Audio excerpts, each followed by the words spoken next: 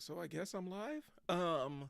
What's up, y'all? It's Brian with Blerding While Dad, Long Boxing While Black. I wanted to hop on the stream, and I'm actually testing out a new streaming software, different than I've been using StreamYard for most of my services, most of my streaming stuff professionally. And one of the problems with StreamYard is the cost has doubled, and they decreased the amount of services you actually have.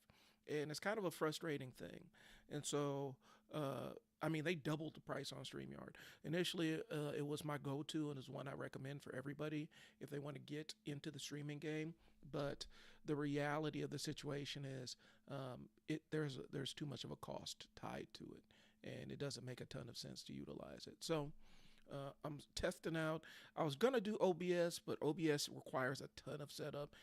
OBS is super powerful, and it is the one of the best free options to use. But I'm trying out the mailed studio to see how this thing works. So, and since I don't know a lot about this thing, um, I'm gonna be requiring y'all's feedback so that you can kind of tell me what you think about how this stream is coming across. So, um, that note, welcome to Blerding While Dad. This is the test live stream, and um, as a testing live stream, we're kind of testing out how this thing looks.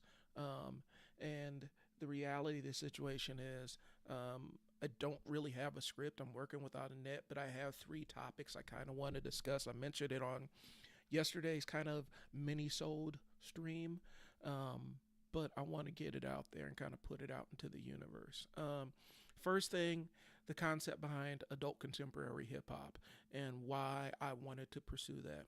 Two, um, talking about, the United States takes Greenland, Greenland, and we could have a little bit of a quasi political discussion around that. And third, when I got to an adult, and my millennial friends and my baby Gen Xers and millennials are going to grasp this, but I really thought there would be more ninjas. And so those are the three topics: adult contemporary hip hop, and I'm typing this as we go. Prairie. I can't spell today. Hip hop.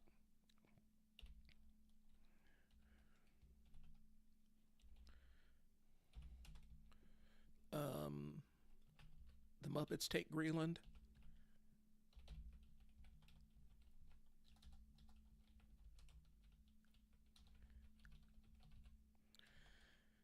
And I'd thought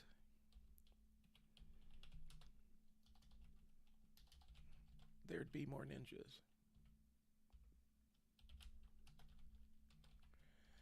And that's kind of what those were the topics are. So bear with me. Again, I'm testing out the settings to make sure everything works. And since I don't have an intro, I guess I'll jump into the topic here.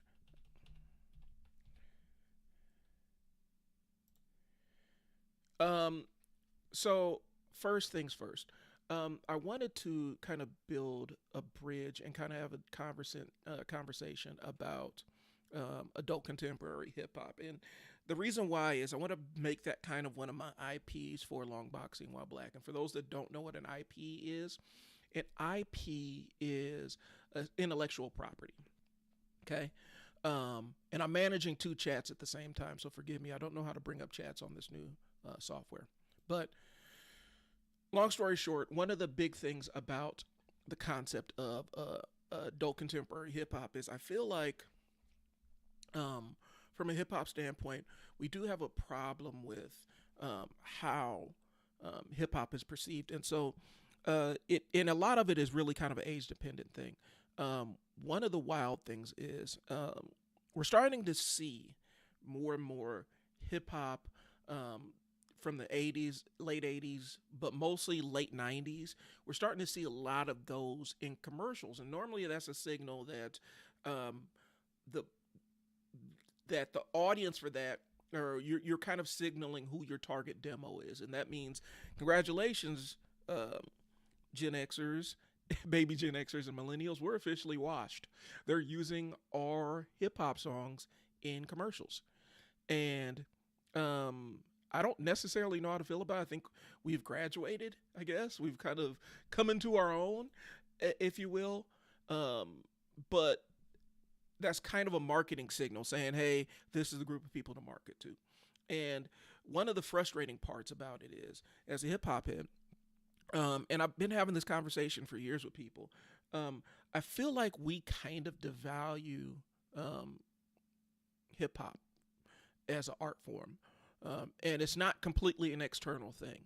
I feel like internally, a lot of the conversations around hip hop, and it's been going on since I've been a kid, but there's always that one person that's going to set themselves different. I don't listen to hip hop and blah, blah, blah, or they don't like the messaging. That's fine. I don't have a problem with that.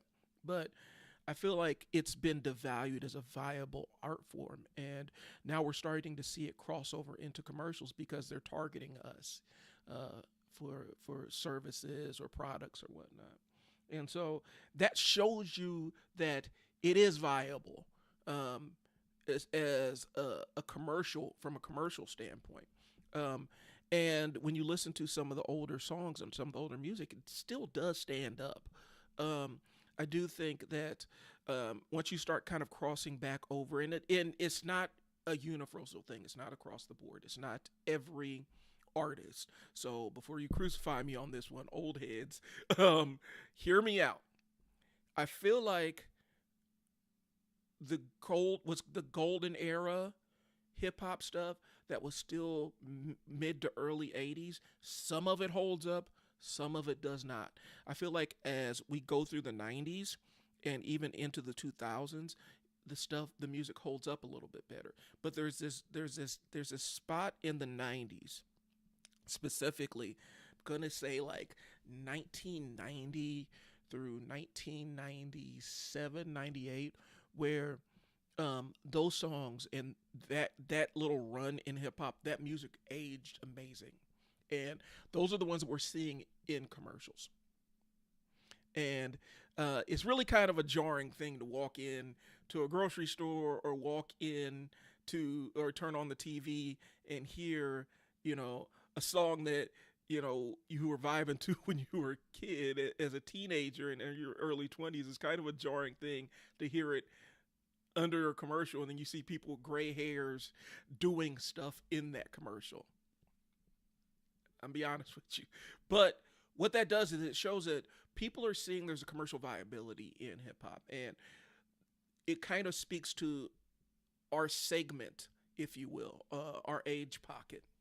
Um, I feel like other art forms have kind of an adult contemporary lane. Even R&B has more of an adult contemporary lane. Um, but and I'm kind of borrowing an idea from Ninth Wonder because he's the one I first heard talk about why don't we have a Tom Joyner show for hip hop songs where you play older school hip hop, but then also you have the newer stuff that has the older sensibilities, and you kind of play both of them. And I really thought it was a dope idea. Um, I thought, there's something there. There's something there for that. And I feel like as I feel like we as an audience are doing ourselves a disservice by treating hip hop so disposably, like, and I feel like, we feel like it feels like where there's a super young bias towards it. And there's a lot of people my age that don't want to go back and listen to old school stuff, or even they get caught up in what the kids are doing where a song is played out or whack or whatever, or it's old after 3 months. And that entire thing used to be, it took about a year, like a song had like a year shelf life.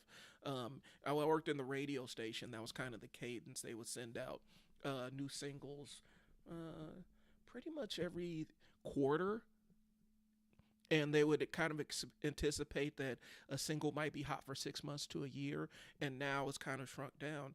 And I think it does a disservice to the art form of hip hop, because it is viewed so disposably.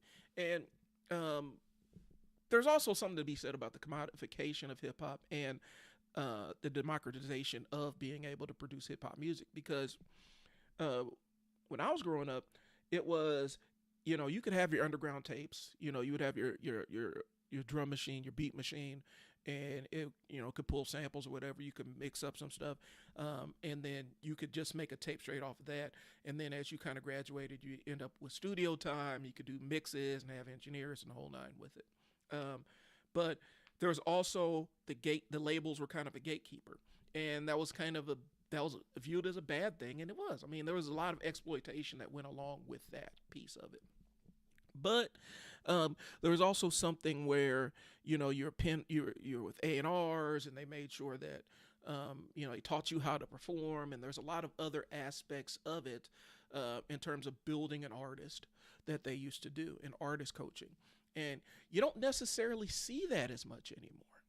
And now you can go pretty much straight to audience with the music, and as a result, um, the art form has been kind of taking a beating because you have a lot of people that really only see it as a quick way to make money. And then um, you know, you have little such and such, a SoundCloud rapper blowing up, and he doesn't really have much respect for hip hop as an art form. And it you could see it in the way that they talk about it. No real sense of awe or history behind it. It's just they have basically a mercenaries view of hip hop, if that makes sense. But also a lot of the older school artists, a lot of the artists that we came up with, now they have lanes to release their music straight to audience without having to go through any of the BS that labels put them through. And we can see some of those independent releases, and they can do their own labels and things like that. Redman just dropped something, LL just dropped something, and they don't have as many people checking them and saying, hey, you can't release this, even if it was truly their vision. So it's a double-edged sword, and I think it's dope, but at the same time, I think the bar for what is acceptable is removed when you don't have anybody saying, is this whack, or how does this represent the culture, or whatever. You go straight to audience, and the audience votes. It's not a bad thing, bro. It's not a bad thing. But we also understand that, especially for folks that are our age, since there are less filters from what the artist's idea is in their brain to seeing it on YouTube, you're going to see people that normally would not be rhyming, normally would not be hip hop artists, being hip hop artists. Um, and we kind of have to deal with that. And since they're really not, they wouldn't traditionally be artists, it's the lowest common denominator. But the thing is, when you're shooting for the lowest common denominator, that's your biggest possible audience, too. So it is a double edged sword. So, anyway, adult contemporary hip hop. The concept that I want to do is have grown folks conversation um, about the art form of hip hop. Modern, old school, whatever. Where we sit around and talk about what we actually love about it. Because I feel like there's so much old head complaining on social media outlets and whatnot that, you know, it kind of poisons the kids against hearing what we have to say, because most of the time it's just somebody complaining about something, complaining about how whack the music is. And I feel like that's not necessarily the best place that, if you want to actually have a conversation and celebrate the art form, that's not the best place to do that. I mean, if all you're doing is sitting around complaining about the music and complaining of how whack everything is and how much you hate what's happening or whatnot, I feel like you're not going to reach as many people. Yeah, you're going to reach the people that agree with you, but a lot of times it's not about just reaching the people that agree with you, especially if you're talking about an art form. You want to cast as big of a tent as possible. So, yes, there is some criticism about how hip hop is currently in the contemporary phase, but there was always that criticism. We could always have that conversation. Um, so here, and I'm just out here talking right now. I'm trying to see, to be quite honest with you, I'm trying to see where my chats are because I can't find where my chat is on this thing, and so that's kind of a problem. But I'm looking for the chat while I'm talking to y'all about this thing. So here's what the issue is. A lot of times, and this is why I want to have a specific channel called Adult Contemporary Hip Hop where we talk about our love of, we talk about our favorite albums, we talk about what we're currently digging, and we have real conversations about the actual art form, where we're not talking about the politics surrounding hip hop as much as, the art form. And when I say the politics, I'm talking about is hip hop, is it misogynistic? Yeah, aspects of it really are. And we can have those intelligent conversations about it without throwing out the baby with the bathwater. Um, a lot of times I see online and online spaces, that crop of, and there's always a crop of like, how can I put it? There's always the crop of the the black Republican kind of I'm living different than you are, um, folks. Excuse me. There's always that crop of people where they talk about, well, rap culture this and rap culture that and hip hop culture, and they want to denigrate it. They want to talk about it from a negative space. Um, I don't. When I say the politics of hip hop, that's specifically what I'm talking about here. If I'm being honest with you, I'm being transparent with you. Specifically, what I'm talking about is that crop of people who talk about, well, rap culture has done this and single moms and all the other culture war BS that um, a specific segment of our population likes to discuss. Um, yeah. We're gonna. This is that kind of channel. And so I'm not into those conversations. I don't feel like they're necessarily productive. I don't necessarily feel like I don't feel like they're operating in good faith when they're talking about rap culture did this and rap culture is responsible for that. I think a lot of times the art is a reflection of what's going on in society. And if you want to have culture war conversations, you're always going to be able to falsely attribute what's going on in the culture to what's going on in society. And what you're doing is you're excluding yourself because y'all grew up on the same profane, vulgar, misogynistic hip hop that's happening right now. And if you're a functional human being and a productive member of society, it didn't destroy your ability to interact with people as an adult. So let's give the younger generation the benefit of the doubt too, and know that they're able to separate the noise and the BS and the negative stuff from the actual genre and the art form. I hope I've kind of clarified why I'm not going to get into the culture war BS surrounding hip hop with this adult contemporary hip hop stuff. And so, what I'm saying is this: it's going to be the adult contemporary hip hop podcast. Be bringing on guests to discuss it. It's going to be initially we're going to start it on the Blerding While Dad, Long Boxing While Black channel, and then once we get an audience for it, we might branch out into something where it's kind of a self-sustaining thing. But I do want to have I want to be able to have the conversation with my friends. And some of the people whose opinions I value, and some people's opinions where I may disagree. But I do want to have those kind of conversations, and so that's what adult contemporary hip hop is. And I'm saying all that to say this: I know there is that old head audience. Like right now, there's an old head audience that loves to complain about the NBA, and that's really what gets them out of bed in the morning is complaining about the modern NBA, and they don't really have anything insightful to add about it. It's just how much they hit the product. And I feel like there's a lot of hip hop spots that do that too. That's not what this is. And that's not what the adult contemporary hip hop podcast will be. So this stream is kind of the soft launch for it. I do have some content I've recorded for it, and so you're going to start seeing that pop up on my related channels as well. Right now, from a professional standpoint, I have about 3 or 4 different podcasts in 3 or 4 different industries running. And so some are more for the professional side of things. This one's for fun. And so the adult contemporary hip hop thing is going to be for fun. And so I'm going to be reaching out to my friends and to other people that want to have those conversations and, who are down, who are kind of down to have these kind of conversations.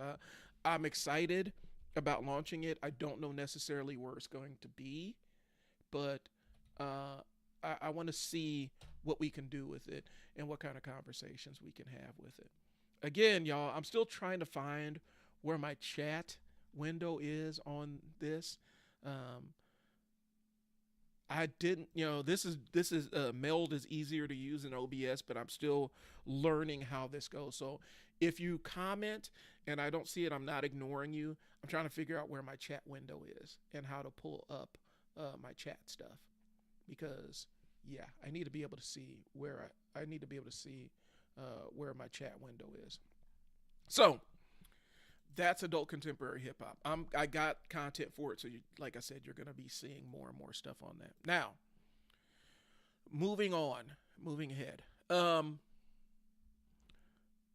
The next piece we're going to talk about is the political thing, and I started talking about this yesterday. And I gave a little bit of history. I can expand a little bit on it, but the reality is, in 2006, like Long Boxing While Black, that's my blog, and I used to write about comic books and pop culture and politics, and from the black nerd kind of perspective, and a lot of the conversations intersected with politics and science fiction and comic books, and was kind of this thing that existed where it captured all of my assorted ADHD interests. And it was this big bag, and I had fun doing it. I had fun up until a point, y'all. I got to be honest. It stopped being fun when I started more MAGA folks started interacting and coming into my platforms. And like I said, that's where I started seeing death threats in my stuff. I started seeing death threats in my inbox on Twitter. Racist, like super racist stuff. And initially I could kind of ignore it. It wasn't anything that was too jarring, but it was something I paid attention to. But then it does grate on you after a while. And it was just people, empty people. And sometimes it wasn't even, it was some Russian person trying to stir up shit. I realized that's what it was after the fact. But a lot of times when I was getting the racist death threats on Long Boxing While Black, and that's one of the reasons why I stopped posting as much. And I'll tell you kind of the breaking point. The breaking point for me when I'm like, okay, I got to stop this, was I had wrote an article, and it was literally just talking about, Black Lives Matter, in comic books and what that looks like. And I was more or less, the entire thing was a conversation about the sense of community, or the lack thereof, when it came to comic books. Specifically, when I was talking about, and I was kind of using the Marvel and DC universes as an example, since most of the artists there were white artists, or white writers.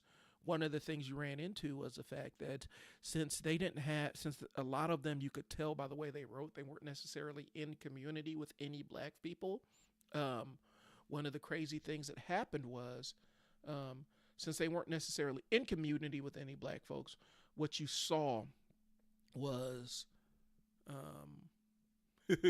All right. So since they weren't, I'm trying to find the delicate way to say it, and I don't think I'm going to find a delicate way to say it. So let's just keep it 100%. Um, One of the things is, since these people weren't necessarily in community with any black people, a lot of the writers who wrote um, these comic books, you had really, really, really weird interpretations of how black folks interacted with one another. And I just kind of got curious. You do a little bit of world building, you know? And there was a comic book that came out. It was, had to be Captain America, red, white, and black. It had the black Captain America, Isaiah Bradley, and Josiah X. And it was just kind of, it told the story about the original Captain America and kind of made it a Tuskegee experiment kind of thing, except because in the real Tuskegee experiment there was no vaccine or anything provided. They just sat and watched people die from syphilis.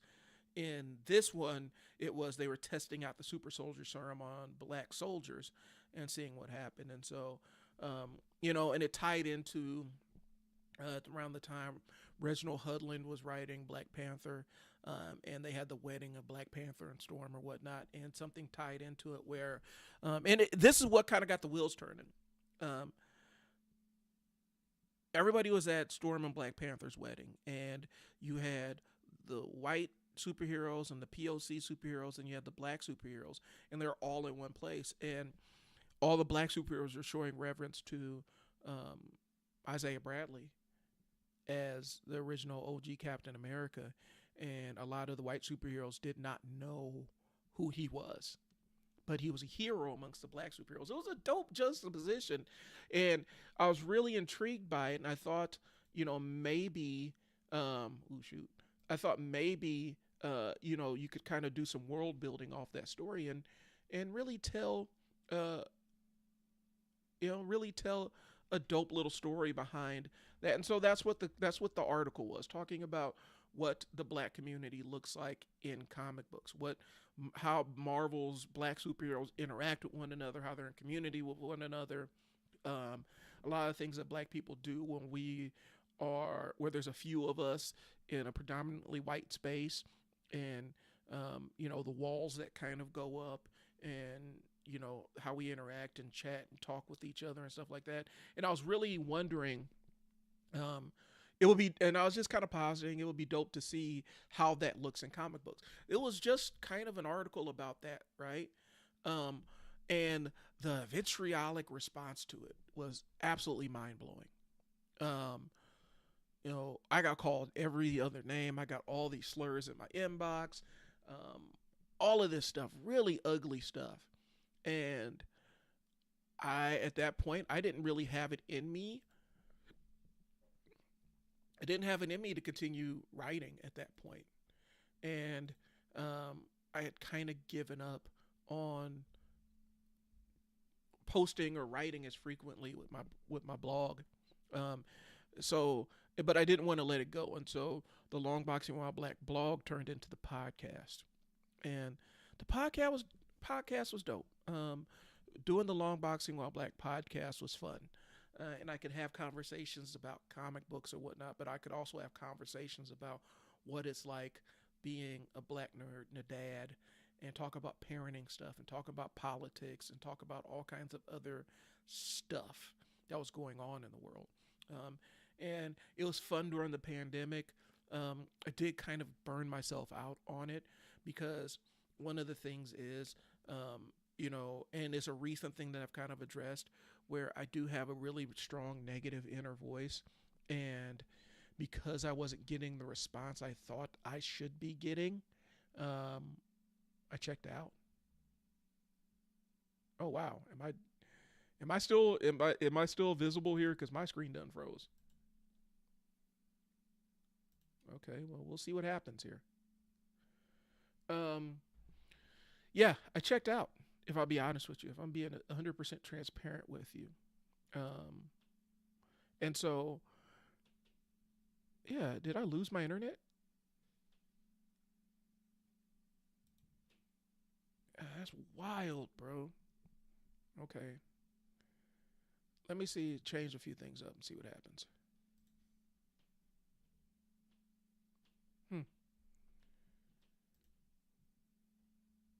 Hold on 1 second, y'all.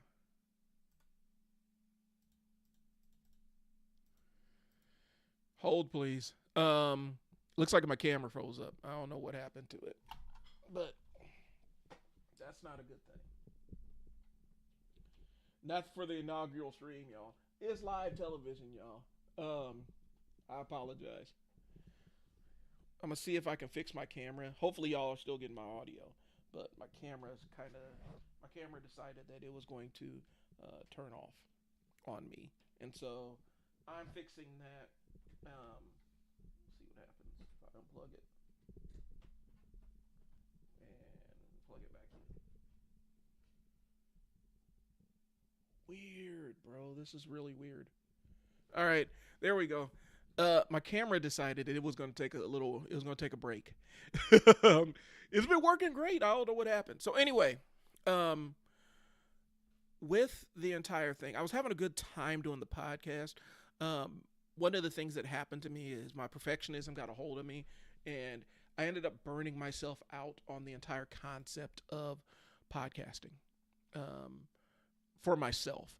I was all down for it I was down to do it for other people, but for me, it ended up becoming more of a headache because I was trying to get the sound perfect and I was trying to learn all the engineering stuff that you need to know when you're doing stuff like podcasting.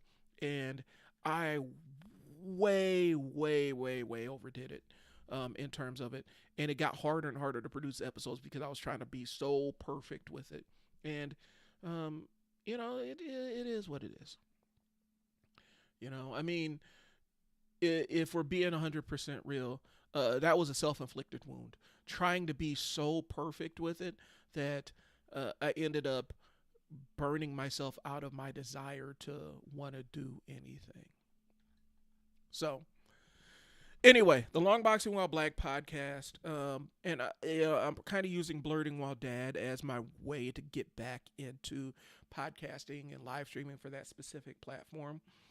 Um, by adding a video because initially Long Boxing While Black was an audio only podcast, and I was trying to find the right way to do incorporate the video piece, and that's what A lot of times when you are a victim of perfectionism, um, one of the things you do is you try to overthink things before you actually try them, and then you find out really quickly that that is a fast track to ruin, because one of the problems is you don't do anything because you try to plan for every aspect of it, and you don't necessarily help yourself out. But you don't necessarily help you don't help yourself out because you're so focused on making sure it's perfect, but you don't get better without doing it. You get caught in this weird boot loop of not doing anything, not taking any forward action, and expecting that you're just going to be able to master this stuff. And that's not reality, and that's not how things work in real life. In order to be better at stuff, you have to try new things. And that's just what it is. So, anyway, am I talking into the void? Am I talking to y'all? I don't know if I'm talking to y'all. Yeah, I don't know. Because I'm live right now and it's not showing on my Facebook. So I'm about to go do a little bit of investigating here to make sure that people are actually seeing me talk. That's wild, bro. I thought I was live. But I'm not seeing myself on platform. And I'm wondering why nobody is interacting with me. Normally, somebody will stop by and show love, and I am not seeing anything from anybody. So I'm just talking into the void. Fun times, y'all. Hey, it's like I said, it's live television, and this is a new thing. I think I'm live on YouTube, so I'm gonna go to YouTube and see if I'm live. Otherwise, I have just been talking to nobody about all this stuff, and I was doing really good stuff. Oh, looks like I'm live on YouTube. I can't figure out what's going on with my Facebook. Go figure. Anyway, so as we start leaning more into, oh, I know where I can post this. Post on timeline. Yeah, going live now. Stream setup. Weird. Can y'all see me on YouTube on the YouTube side? Can y'all see me?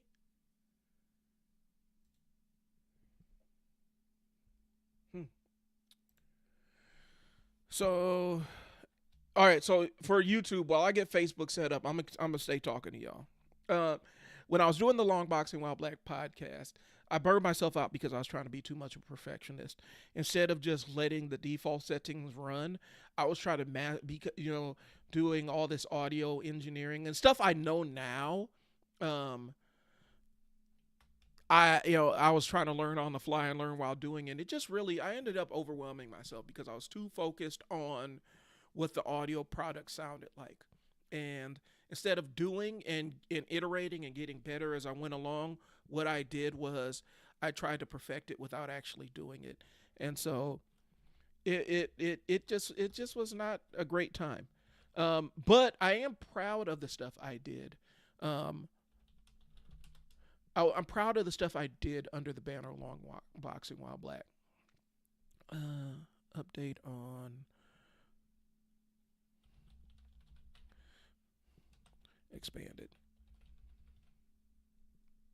So I am really proud of the stuff I did, and I'm happy with the content I created. Um, but shoot, so that's why it didn't go live on YouTube. Wild, bro. I mean, it went wild on YouTube, but it didn't go live on Facebook. That's wild. All right, so I'm gonna try to add Facebook into the stream, and hopefully we could see what there is to see. So that's what I'm doing. So if I disappear, that's what I'm doing. I'm trying to adding Facebook. Oh, okay. So now I'm live on Facebook too. All right, what's up, Facebook? I've been talking to YouTube, not knowing that I wasn't live on Facebook, and so I apologize for that. Um, so one of the things we're discussing um, is kind of talking about the concept behind what I want to do with the adult contemporary hip hop podcast, and bringing some of my friends on to discuss hip hop from a grown folks perspective. And I don't want it to turn into a bunch of old men and old heads complaining about modern hip hop and the state of music as it exists right now. I want to talk about it from an aspect of we love the art form and we're just having intelligent conversations about it. And talking about the artists that kind of shaped our experiences in lives, and some stuff that we're currently feeling, and maybe have album reviews.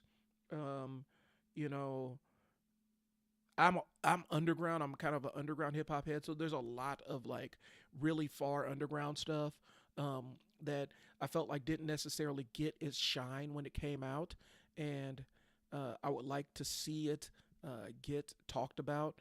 Stuff like like Rubber Room. Rubber Room was dope. Um, Q and 5 when Q and 5 was really jumping with Pac FM and Tone Deaf and all that stuff. There was a lot of amazing music that was dropping. I know Substantial still doing stuff. I think Tone Deaf is still doing stuff. His stuff is a little bit more.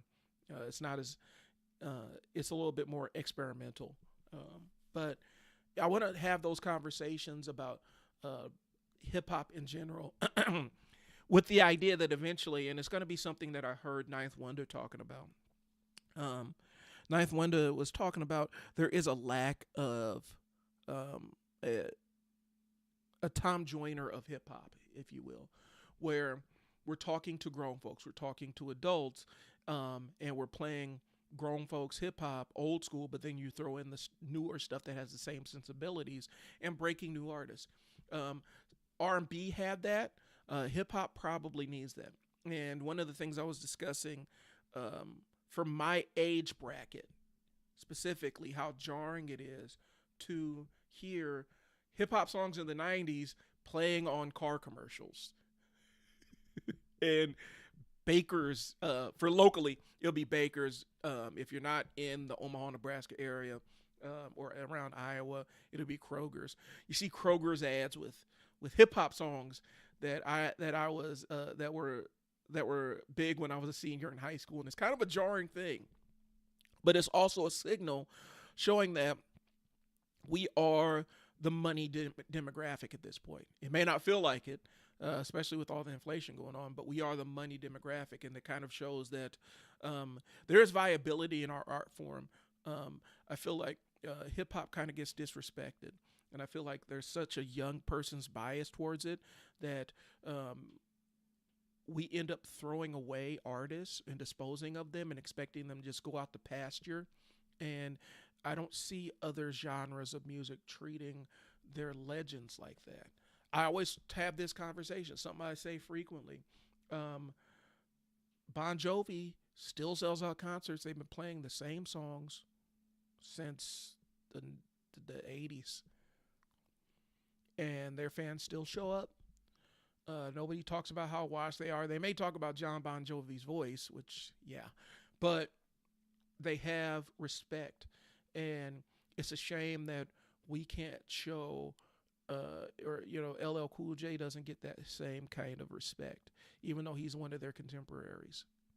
And so I feel like we treat our hip hop artists like they're disposable. And it's the same thing that happened to blues artists, the same thing that happened to jazz artists, specifically when it comes to black music. Our legends are treated as disposable. And sometimes it's us that does it, where, oh, they're old and washed. I saw how folks did Genuine. All the jokes that were going around with Genuine and stuff, like he's just supposed to drop dead and stop performing.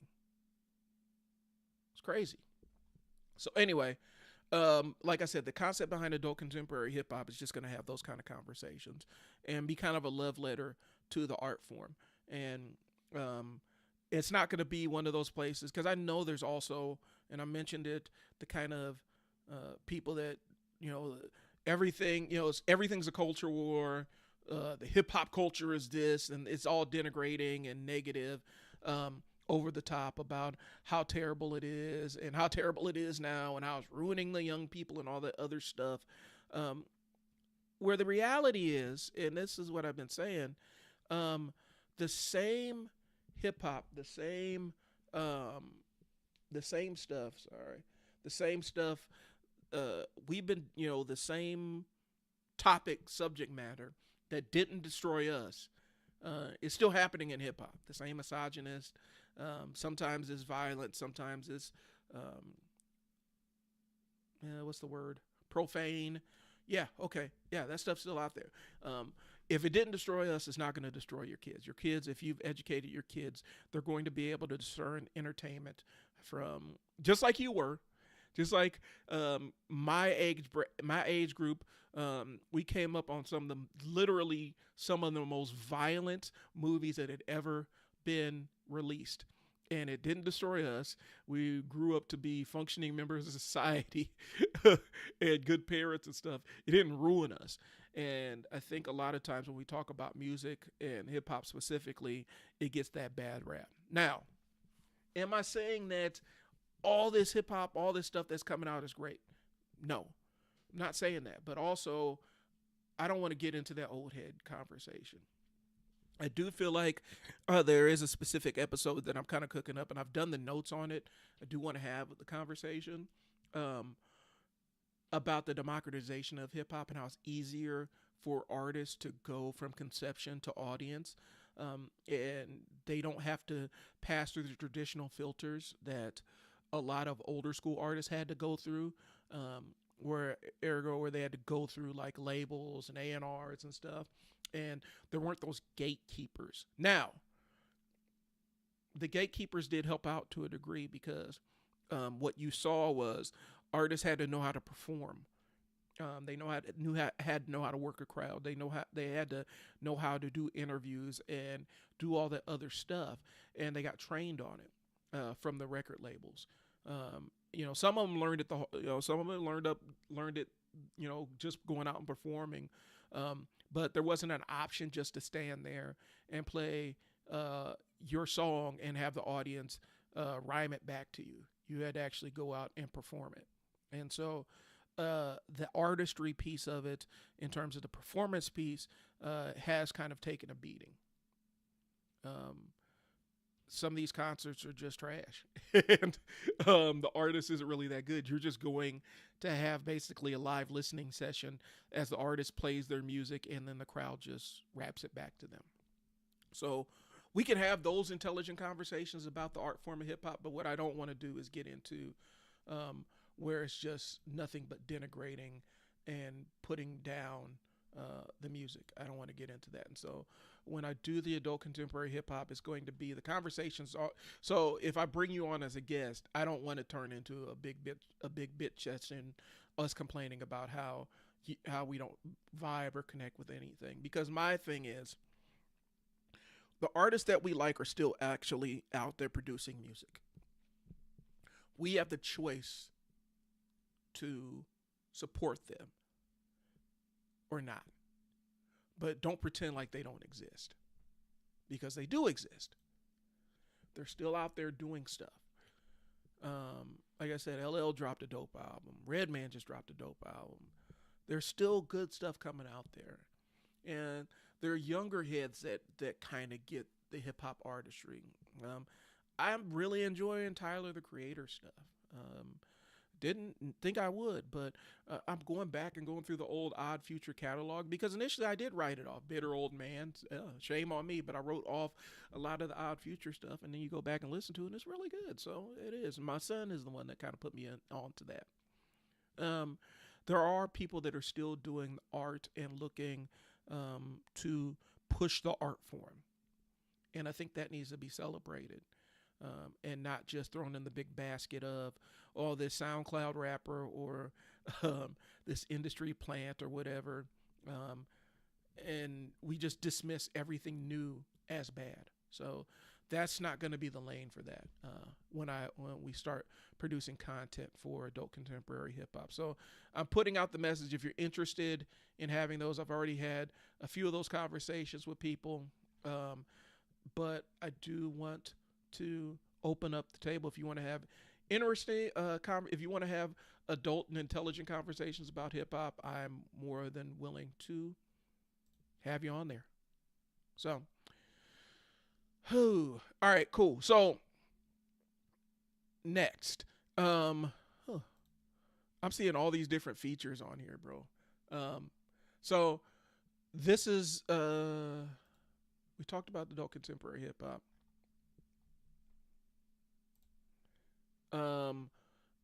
I want to talk about the what we're going on, because here's the thing. So back in the days, when I started this, or when I started broadcasting stuff, one of the things I got into was Long Boxing While Black was a political thing. We had political conversations on Long Boxing While Black. Just was. I mean, it was dope. We had a good time.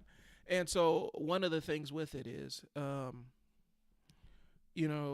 there's a whole reason. I'm not going to get into it, but there's a whole reason why I kind of stopped doing creating a lot of content around Long Boxing While Black. A lot of it had to do with, and this is why, I'm going to be honest with you. That's why I really don't interact much with MAGA folk, because they were the ones that were dogpiling me for writing articles on my blog about what the black community, how the black superheroes interact with one another in Marvel, and doing a little bit of world building and asking questions and kind of pointing out, like, since a lot of the creators who write some of these characters weren't necessarily in community with black folks, there were pieces that were missing in terms of character development. And one of the things that I really liked back in the days was it was when they were doing, Black Panther and Storm's Wedding, and they pulled some of the characters from the Red, White, and Black miniseries, the Black Captain America. They brought them in, and it was dope because they were guests of honor at Storm and Black Panther's wedding. I think it was Isaiah Bradley was a guest of honor, and all the black superheroes were just awestruck, and a lot of the white superheroes didn't know who he was. And so it was just kind of an interesting thing, and I thought it was an interesting meta commentary on how superheroes are written. I thought it was really kind of an engaging little meta commentary about it. And so that's what that conversation was. And I was getting death threats from it, y'all. Like, and it was the people that were doing it were like the MAGA folk.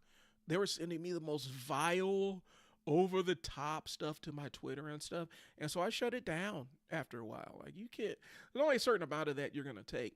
And at the time, I wasn't necessarily in the right headspace to laugh it off or even go back and forth and engage with them. I just shut it down.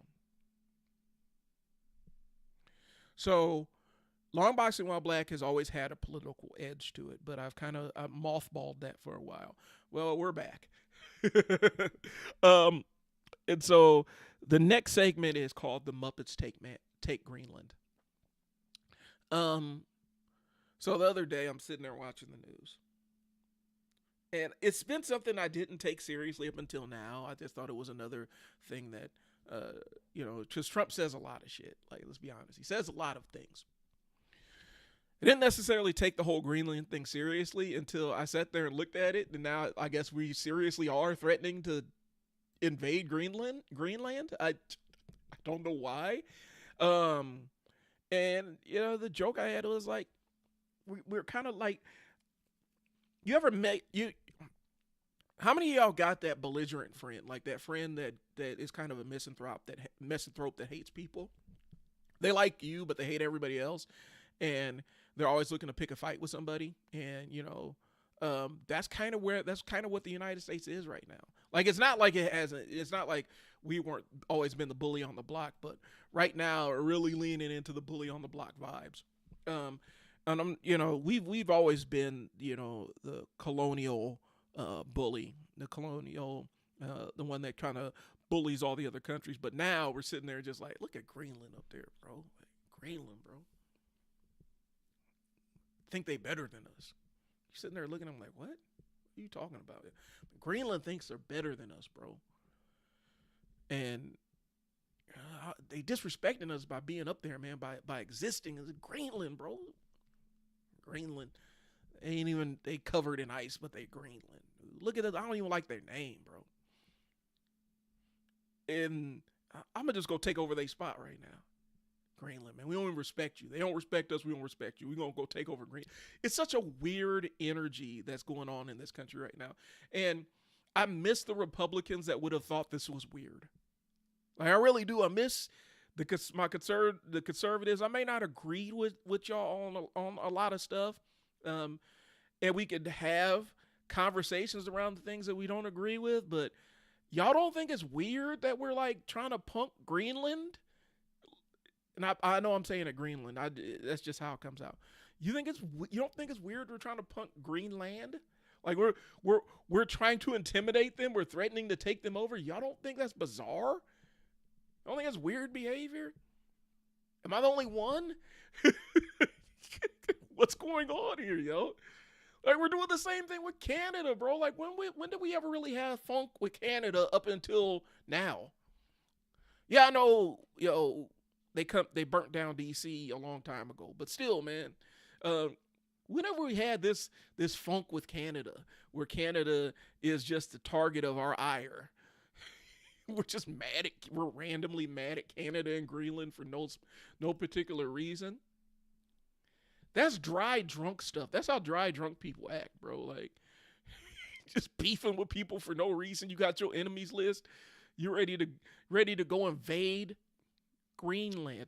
When is the last time you've ever thought about Greenland and what the people up in Greenland are doing right now? When's the last time we've ever had any cause to think about them? I used to watch The Deadliest Catch. I'll be thinking about the Arctic Circle like that, man. But all of a sudden, it became a fixation. And what are they own? I think they're a colony of Denmark. I know Greenland doesn't like Denmark, but neither one of them like us right now. It's just one of those things. I just miss I miss the Republicans that have been like, yo, this is weird as hell. What's happening right now is so bizarre. Um, and it's only going to get weirder, bro. Like we're not even 6 months into this. Who knows what psychotic shit this country is going to do between now and then? Who knows? We're gonna try to sell Puerto Rico like Trump was talking about. Like anything's on the table. We're in the era of anything goes. Anything can happen. And I miss the Republicans that would have said this is weird. I really do. Because y'all don't really seem to exist right now. Y'all just out here just going along with the vibe. And nobody's discussing how bizarre all this shit is, bro. It's crazy. So, yeah. Stay tuned, y'all. It's gonna be like a fun nightmare. It's like a fun nightmare right now. Beefing with Greenland, bro. Such a weird thing. So I just had to get that off my chest. And if I'm going to be back into the live stream, my live stream is going to be kind of what comes to my mind at the time. The Trump Greenland thing just blows my mind. Anyway, so the last piece, and it's kind of when I wanted to come back into this thing, I was trying to figure out the best way to show up. And I have my favorite YouTubers that I like. I'm into the cornbread tube stuff, which is kind of the black leftists and black cultural commentary YouTubers, and they are into the video essay game. And in my mind's eye, I would love to be able to sit down and be able to script out an entire video essay from beginning to end, edit it, record it, and make it like this big art project and give you a 3-hour well-crafted video essay. I don't have time for that. I am producing 2, 3, 4, 5 podcasts right now. 4 of them are professionally, and then this one's for fun. I am marketing, businesses. I'm doing marketing and running the back end of Coach Mo Athletics. There's a lot of stuff I'm doing right now, and I just don't have the time. I wanted to be a comic book YouTuber. I don't have the time every week or every month to buy pull the latest comic books and read them, and then put down all my notes so that when I can review them, I'm talking from an intelligent place. I don't have time to do that. And so a lot of this stuff is going to be more stream of thought. But one of the things is I did want to do a video essay talking about the conversation, talking about, I thought there would be more ninjas. I'm going to clarify that statement. When I was growing up, and this is strictly for like y'all, this is for the baby Gen Xers and old millennials. In the 80s, and for y'all that are younger, y'all just gonna have to ride along with this. In the 80s, for some reason, ninjas was really popping. Like, it was like a lot of ninja related content. And it was kind of dope. Like, it was a lot of ninja related content.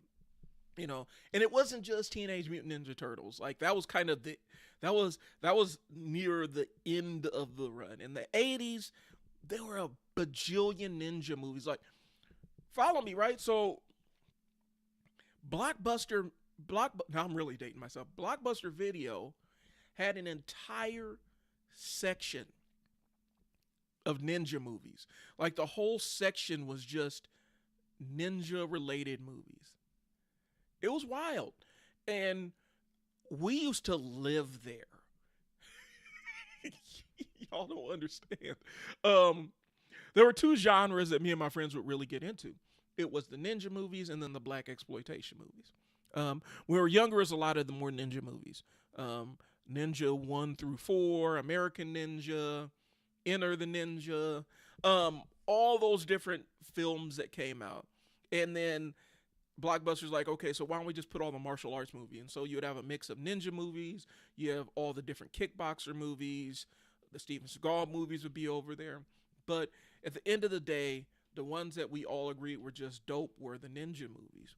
And growing up, we thought ninjas, like when I was a kid, I thought that ninjas were actually a problem that people were dealing with in the world.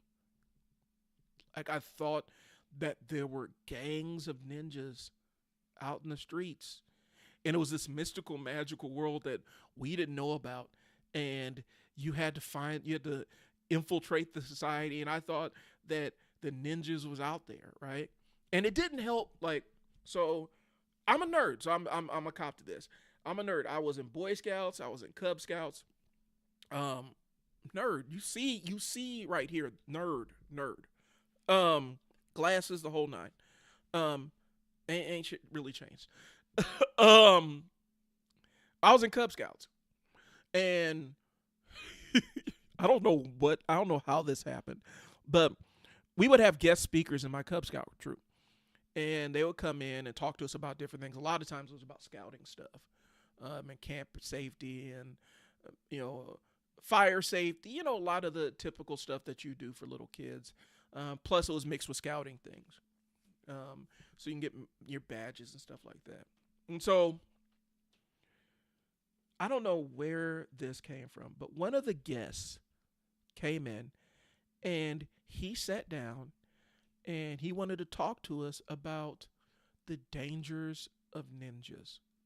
Now, up until that point in my life, I still had some suspension of disbelief, but I thought that I was pretty certain, I had to be about 8 or 9, I was pretty certain that ninjas were just on TV until this dude sat down, came to our Cub Scout troop, sat us down, and started talking about the perils of ninjas and how ninjas are not good guys and they're assassins and they hurt little kids and they run drugs and all this other stuff. And he was telling us all this negative stuff that ninjas were caught up. And this is the crazy part. This is the wild part.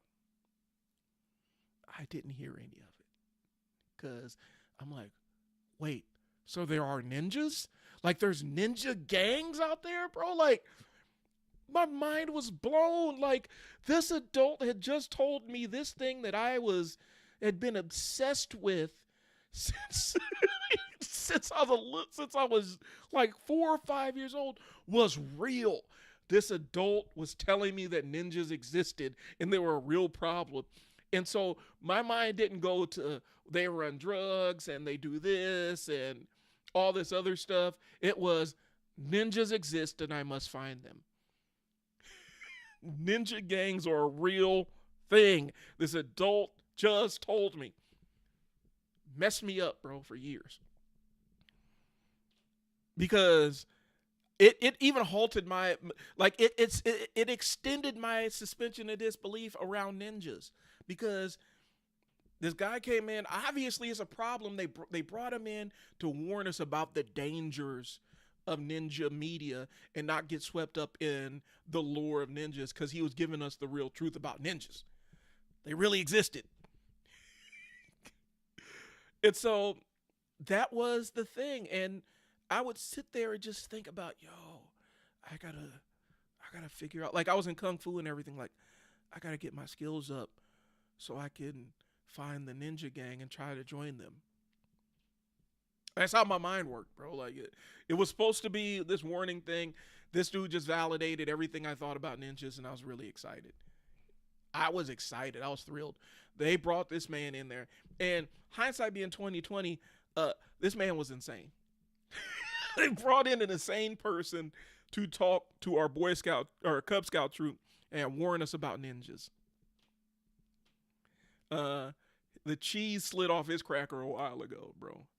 But hindsight being 2020, and hindsight is dope. I was like, oh man, now I look at it like, oh, it was kind of nuts. But back then, man, ninjas, bro, shoot, I thought that was a real thing.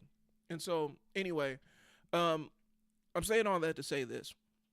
I kind of used the concept of I thought there'd be more ninjas to talk about their transition from being a little kid and being filled with wonder about a world that you didn't know about, and then slowly, layer by layer, that kind of gets stripped away from you, and then you get a job, or you go to you graduate from high school and you get a job, and as you get to that high school age, piece by piece, the wonder of the world is kind of stripped away from you, and it's not necessarily a fair thing. For me, it was ninjas. For other kids, it was other stuff. It was the Santa Claus thing or the Tooth Fairy stuff. The world, the wonder of a world that you don't know about, and being curious about it. And by extension, the unknown world and wanting to know more about the unknown world made us more curious about the real world. And I think one of the things that we do as adults, a lot of times we end up robbing our kids of the wonder as they get older. We do it prematurely, and you never get that back. Once that's gone from you, you know, once you lose your sense of wonder, you've actually lost, to me at least. You lost the game of being an adult. Part of life is being in awe of stuff and being curious about things. And the thing that really pushed my curiosity was I must find the gang of ninjas that this military dude warned me about. I must find them and join them. So I thought there would be more ninjas growing up. And then bit by bit, piece by piece, that stuff starts getting stripped away from you. And then all you're left with is just the real mundane world. And a lot of adults can never reconnect with that world of wonder and mystery and fun and excitement. And it's a sad thing to see. You just end up becoming this cynical person, this incurious, cynical person who never really wonders about anything. You get so married to the idea of what's realistic that you don't know, that you end up losing your sense of what the possibilities are. So that's what the concept was behind that video essay I'm writing. I mean, it's going to take a while. I'm not rushing myself on this, but like I said, I thought there'd be more ninjas. And I'm dead serious about it too. Like when you asked me if I was when I was 10 years old, if you asked me, I'm like, yeah, the movies is fake, man. That's not real. But there really are ninjas. It's just really not like, it's not like how they do it in the movies though, bro. Like I would tell you that seriously with a serious look on my face. And I thought I knew something. I thought I knew something, bro. Like I thought I was giving you science on it. Like, nah, yeah, I know that the ninjas ain't real, bro. Like, come on, man. I mean, seriously, ninjas, the stuff you see in the movies, that's not real. This man came out and dude came out to my troop and told us that ninja gangs were out there and they hurt little kids and they run drugs and stuff. I thought it was real. So the movies are fake, but there really are ninjas out there. That's what my 10-year-old brain thought. And like I said, and I know that the idea behind it was supposed to be the gang talk, because when I was growing up, Omaha, 87, we started seeing like the gangs and stuff like that really pop up and stuff like that. And starting to see it in the neighborhoods or whatnot. And that was supposed to be the gang talk, right? Like, back in the days when we played Double Dragon, it was, I'm the Crip. You know, I'll take the Crip. I'll take the blood. That's how we kind of the red and blue character on Double Dragon. Either you were the Crip or you were the blood. That's how we. That's how me and my cousins talked about it. You know, my cousins up the street, my play cousins. Well, that's how we used to frame it. Is like, yeah, I'll take the Crip. I'll take the blood for Double Dragon. And that entire conversation of this dude where he's gonna do a scared straight style intervention on us about the dangers of ninja gangs. It was supposed to be the gang talk, but he was really concerned that we were sitting there watching all this ninja uh, related media that we were going to pursue and go join a ninja gang. And so by him trying to save us from the ninja gang, um, what he did was validate in our minds, in our little young minds, that ninjas actually did exist. And I kind of miss that. You know, not magical thinking, not 100% believing in things that don't exist, but I do miss the idea that there is uh, this amazing underground world that we're not aware of. I think it's why I still watch, you know, I watch anime, I read comic books and stuff because I don't want to let go of that side of my personality. I actually enjoy it. It allows my brain to travel about fictional worlds and seeing places that don't exist. So anyway, yeah, that's what the video essay is. It's gonna be titled "I Thought There'd Be More Ninjas," and it's gonna be about how I transitioned from having all this wonder about the world and then having it stripped away layer by layer by layer as the transition to adulthood. And it's specifically insidious with black kids because we do it with black children. We abridge their childhood. Um, and a lot of times we think that we're preparing them for the real world, but the real world is going to prepare them eventually anyway.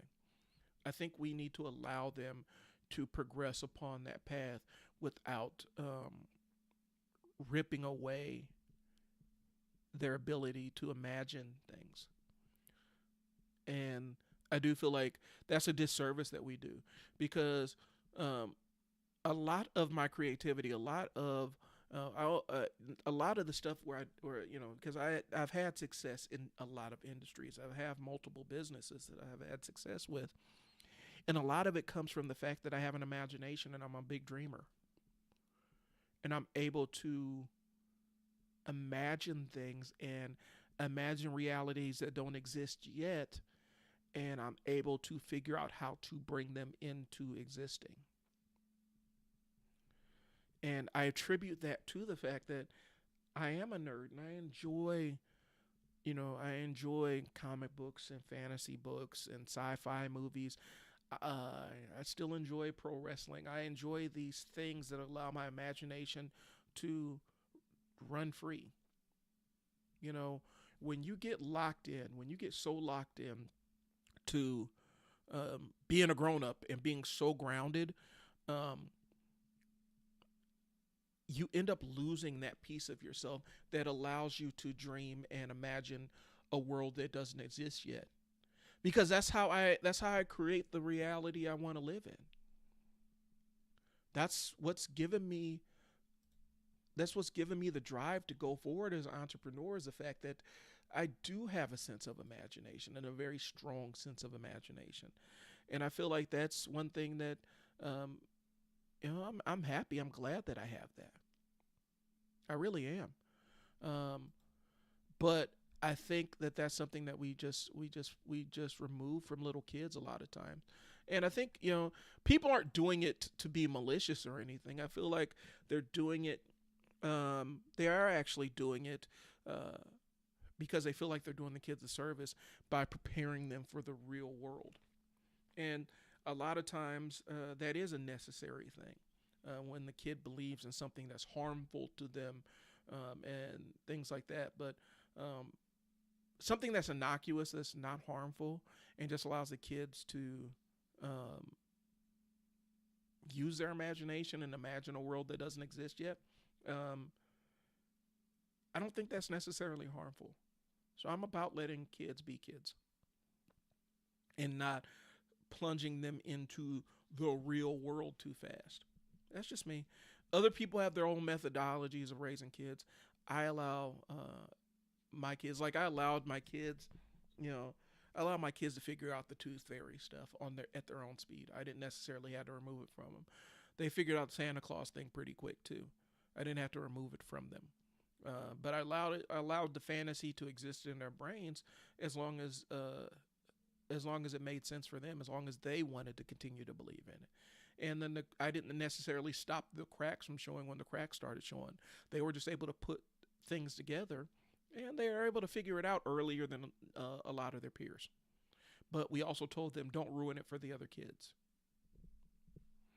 So, and this might be more of a business live stream, to be honest with you. But um, I still read, you know, I read a lot of technical books. I read a lot of marketing books and whatnot. And my ability to use my imagination allows me to see angles in business that a lot of people aren't able to see. So that's why I think, it is a benefit being able to jump into that world, that that imaginary world. Like I said, when I was a kid, it was the ninjas. As I got older, it was comic books.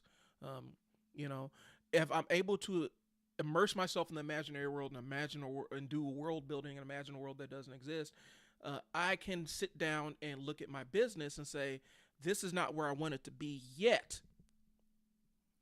but I'm going to create the world that I want to live in. And it allows me to push it forward and come up with the big ideas that are transformative. So that's what I'm saying. Anyway, that's going to be an actual video essay I'm going to write. So at some point, you'll probably see that on the specifically Long Boxing While Black YouTube channel. So anyway, I've talked long enough. I think I've given this streaming software a pretty good test. And that's really what it was. I like the Meld Studio. I got to figure out how I can view my chat on here without having to have a bajillion windows open. And I'm also going to have to figure out how to do the remote podcasting stuff too, so where I can bring in guests and whatnot. But long story short, I do appreciate y'all's time. Thanks for tuning in. If you've popped in, YouTube specifically, y'all stuck with me, even though I was kind of talking to the air on Facebook. I appreciate y'all's time, and hopefully I can make this kind of a regular Saturday feature. I'm going to announce probably this Saturday or next the inaugural Adult Contemporary Hip Hop live stream, and invite friends in to pop in. I did something similar with the Travis Hunter conversation when I was talking about our fixation with that child and his girlfriend. So we'll see something along those lines. I think Saturday will be my day to live stream that. If I'm going to be doing all these business podcasts for other people, I figure I need to do something that is a little bit more fun for myself. Because I do have fun talking about marketing. I do have fun talking about business, but I also have fun talking about comic books and hip hop and wrestling and all the other fun stuff. So it is what it is. So anyway, I'm gonna drop out. I'm gonna stop the stream. I appreciate those that have tuned in, and I'll check y'all later.